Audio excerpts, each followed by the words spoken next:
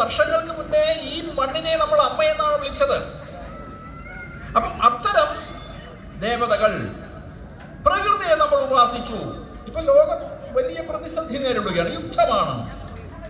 ആണവായുധം ഇന്ന് പ്രയോഗിക്കുമോ നാളെ പ്രയോഗിക്കുമോ എന്നൊന്നും അറിയില്ല. അന്ന് ഇറാനിലല്ലേ പ്രയോഗിക്കാൻ പോകുന്നത്. നമുക്കിവിടെ ഒരു പ്രശ്നവുമില്ല എന്ന് ധരിച്ചിട്ട് കാര്യമില്ല. ഇനി ഇറാൻ രഹസ്യമായി ആണവായുധം ഉണ്ടാക്കി വെച്ചിട്ടുണ്ട്. അത് സൗദിയിലേക്ക് അയക്കുകയോ ഇസ്രായേലിലേക്ക് അയക്കുകയോ ചെയ്താൽ, അല്ലെങ്കിൽ അമേരിക്കയോ ഇസ്രായേലോ ഇറാനിലൊരു ആണവായുധം പ്രയോഗിച്ചാൽ അടുത്ത കർക്കിടക മഴ വരെ കാത്തിരിക്കേണ്ടി വരില്ല. അതിനു മുമ്പ് ഇവിടെ മഴ പെയ്യും. കാരണം ആണവ വികിരണമുള്ള ജലം ഇവിടെ വീഴും. ഭൂമിയിൽ എവിടെയൊക്കെ നാശനഷ്ടം ഉണ്ടാകും എന്നൊന്നും പറയാൻ പറ്റില്ല. അപ്പൊ ലോകം മുഴുവൻ യുദ്ധഭീഷണിയിൽ നിൽക്കുകയാണ്.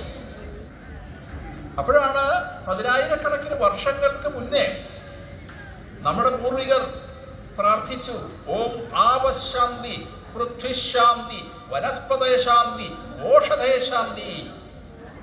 ജലത്തിന് ശാന്തി ഉണ്ടാവട്ടെ, ഭൂമിക്ക് ശാന്തി ഉണ്ടാവട്ടെ, സസ്യലതാദികൾക്ക് ശാന്തി ഉണ്ടാവട്ടെ, വൃക്ഷങ്ങൾക്ക് ശാന്തി ഉണ്ടാവട്ടെ.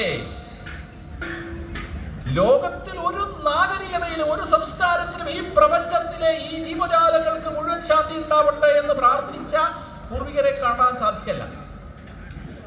ലോകത്തിന്റെ മുഴുവൻ, അല്ലെ നായർക്ക് മാത്രം ശാന്തി ഉണ്ടാവട്ടെ, നമ്പൂരിക്ക് മാത്രം ശാന്തി ഉണ്ടാവട്ടെ, ഹിന്ദുക്കൾക്ക് മാത്രം ശാന്തി ഉണ്ടാവട്ടെ എന്നല്ല പ്രാർത്ഥിച്ചത്.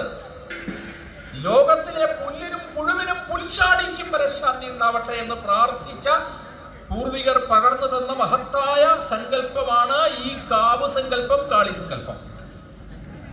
എന്താണ് നമ്മളിവിടെ പറഞ്ഞ കാവെന്നാ പറഞ്ഞത്. എന്താ കാവെന്ന് പറഞ്ഞാൽ? കാവെന്ന് പറഞ്ഞാൽ വനമാണ്. വനദേവതകളെ നമ്മൾ ആരാധിച്ചു. വനത്തെ ദൈവമായിട്ടാണ് കണ്ടത്.